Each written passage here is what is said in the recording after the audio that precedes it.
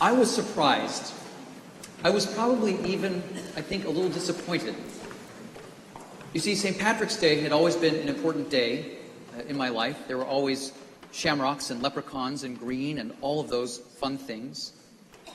And it was long after many years of St. Patrick's Days that I found myself surprised and probably a little disappointed when I discovered that the patron saint of Ireland, of the Irish people, of all things Irish, is not Irish.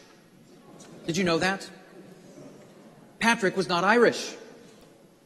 Patrick, do you know how he got to Ireland? Patrick grew up in a sort of an English family in kind of northwestern England, we think. His father purportedly was a deacon, his grandfather a priest. He was minding his own business when some of those marauding, barbarian Irish people came over and basically kidnapped or abducted him and took him back to Ireland as a slave. He was a slave in Ireland, tending some sheep for someone who had more sheep than they could manage on their own, apparently.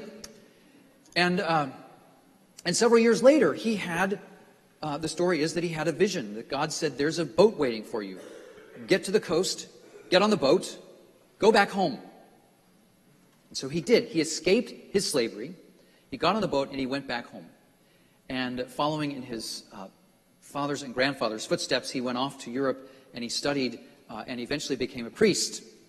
And all was well until he had another vision from God. And this one, God said, go back. Go back to the place you were a slave. Go back to the place from which you escaped and share with them my love. Tell them the story of Jesus. So Patrick did, in fact, gather up a whole group of missionaries to go with him back to this place.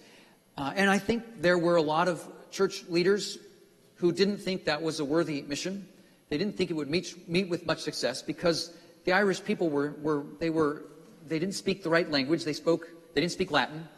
They didn't have proper Roman manners and customs. They were a little rough around the edges, far too passionate, and sometimes a little violent.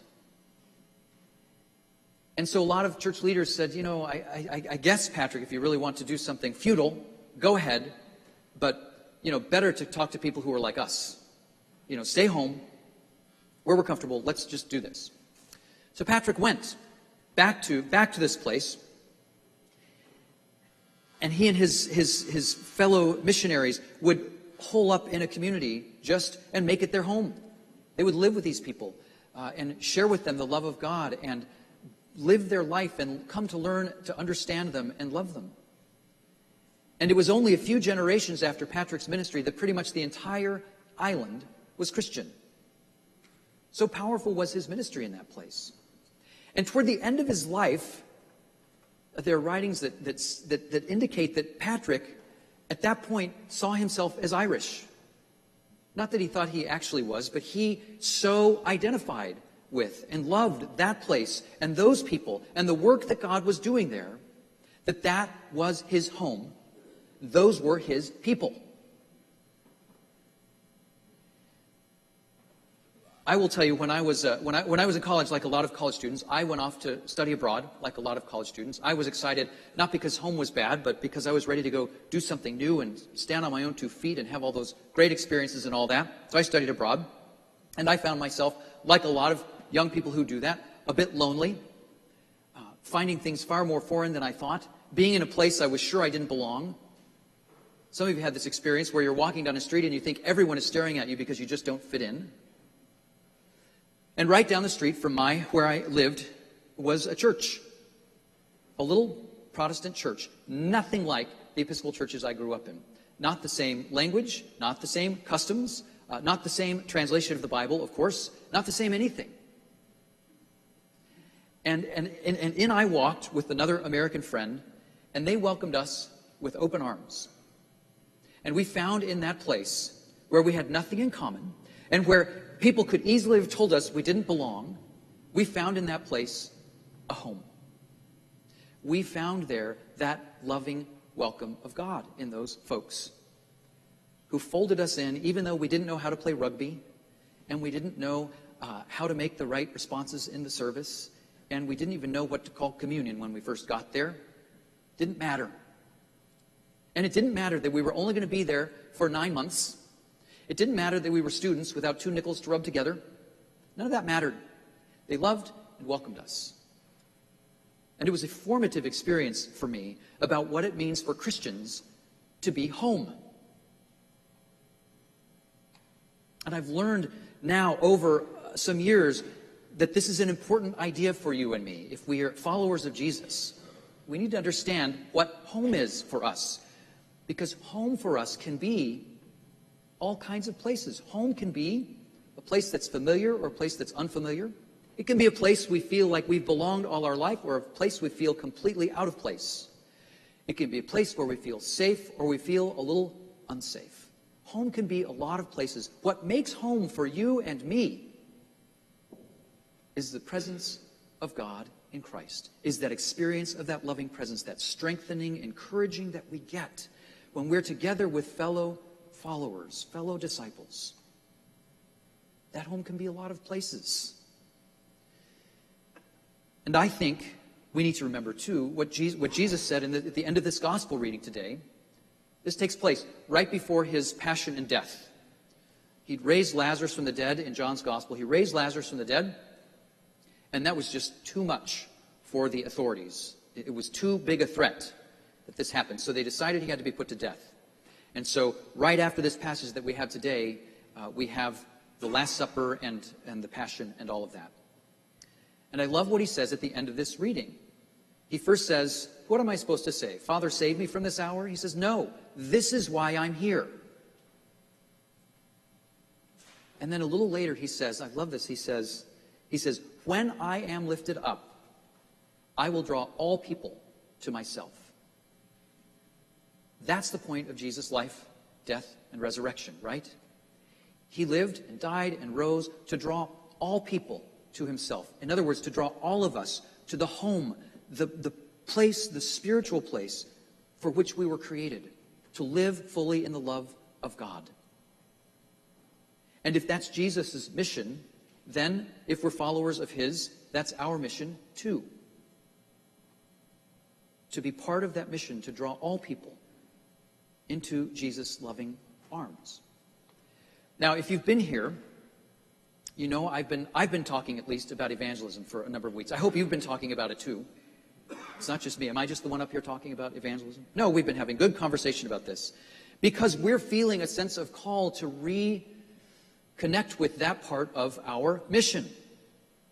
We're feeling a call to understand in some new ways what that might look like. And I know that we are uncomfortable even with the word evangelism. It's okay that we are.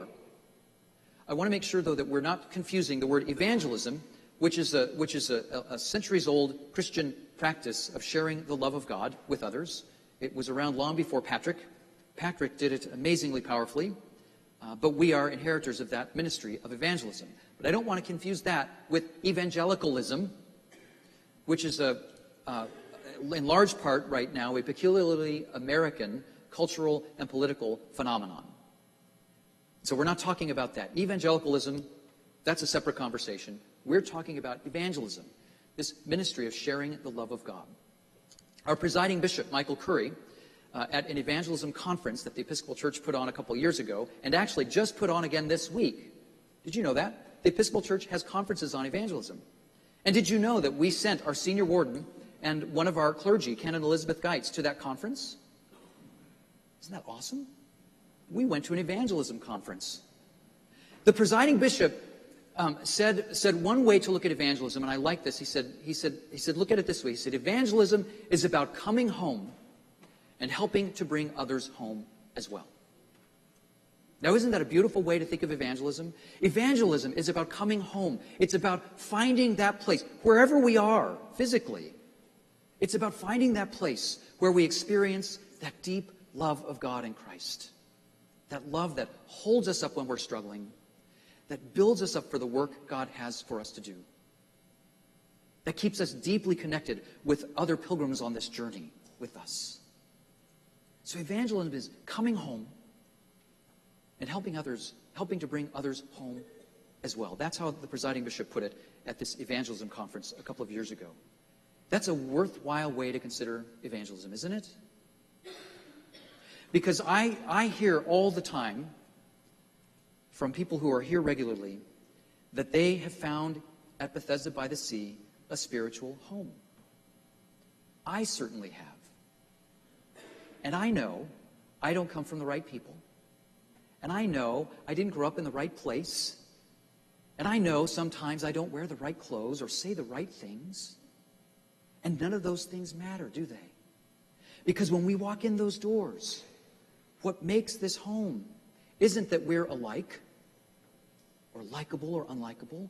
It isn't any of those things that might define our relationships with people outside those doors. When we get in here, one thing matters and one thing only. One thing makes this home for you and me, and that's that this is the place we come to experience and know that love of God in Jesus Christ. We experience it here, don't we? We know the sense of strength and sustenance that we get as we come every week and make our way to that table and share in that sacred feast of bread and wine become the body and blood of Christ. We know it when we come together to feed the hungry and shelter the homeless and mentor teenagers. We know it when we gather simply for fellowship out in the garden, in the Cluett Garden. We know it when we sit down to read the Bible or are challenged by a speaker. We know that love of God when we're hurting and someone here just puts a hand in ours and sits with us. We know that love of God in this place. And we know, I think, when we're honest with ourselves, that we can't just hold on to that for ourselves and say, I've got mine, figure it out for yourself.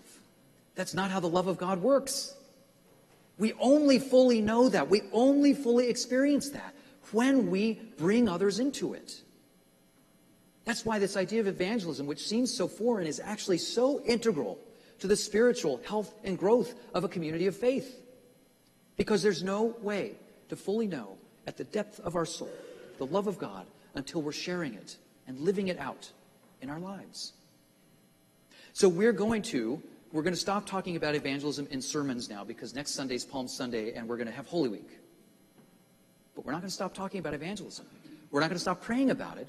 We're not going to stop finding the right ways for us authentically and genuinely to respond to this call from God to come home regularly and often, and to help bring others home too, as our presiding bishop says.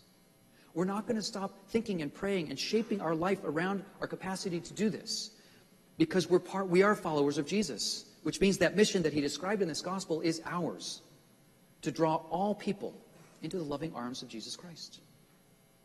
So this week, as we get ready for Holy Week, and we go on from there, pray, please. Pray about what this looks like for you and me. Pray about why this place is home. Ask God for the grace to let go. If you're still having hang-ups, and a lot of us are, and I understand that, having hang-ups about even just the word evangelism, ask God for the grace to just let those go and trust that Jesus was right when he said his mission was to draw all people to himself, and that therefore it's ours. Ask for the grace to trust our presiding bishop's lead, that we can make our life about coming home and bringing others home. Keep this in your prayers. I'm going to keep it in mind, and we're going to continue to work on how we do this. I can tell you, Canon Elizabeth Geitz and Beth Cole came back from this evangelism conference excited, energized, and knowing that you and I can share what we have here, this precious gift of this place, with so many people who need to know that love of God. So today, as you sit here, as we sing and pray and share in communion, just feel that sense of presence of the love of God in Christ. Feel at home here, friends, because you are home here. And then share in the ministry of bringing others home here as well.